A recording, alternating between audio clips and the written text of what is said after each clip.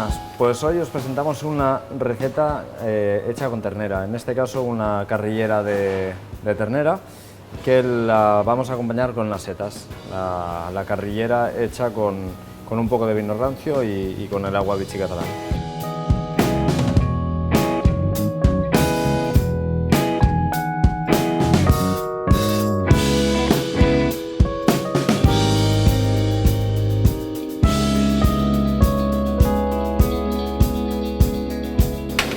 Lo primero que vamos a hacer es añadir un poco de sal a estas carrilleras. Entonces tenemos que tener una cocción a fuego medio, que no sea ni muy fuerte ni muy suave. Vamos a marcar las carrilleras.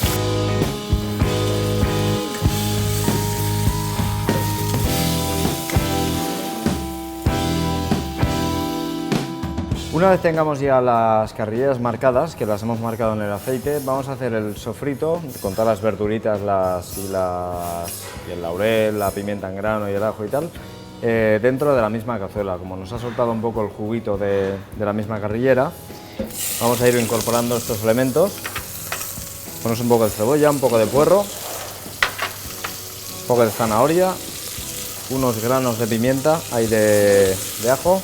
Introducimos los granos de pimienta, unas hojitas de laurel y ahora dejaremos que se sofría un poco esta mezcla. Introducimos el vino rancio, introducimos las carrilleras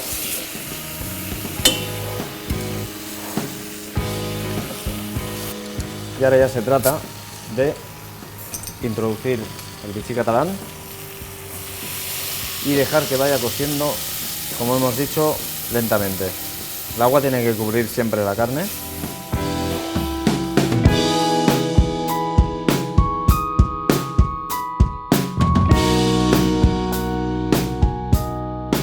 Hemos terminado la cocción de la galta y lo que hemos hecho ha sido separar la galta y hemos colado la salsa. Y vamos ahora a emplatar la galta, la carrillera que la hemos cortado. Pondremos la salsa bien coladita y bien fina. Y terminaremos el plato con las setas que habíamos salteado, las setas de temporada, lo que haya en temporada. Le vamos a poner las zanahorias estas, que son casi mini. Pues ya tenemos el plato listo. Que aproveche. Hasta luego.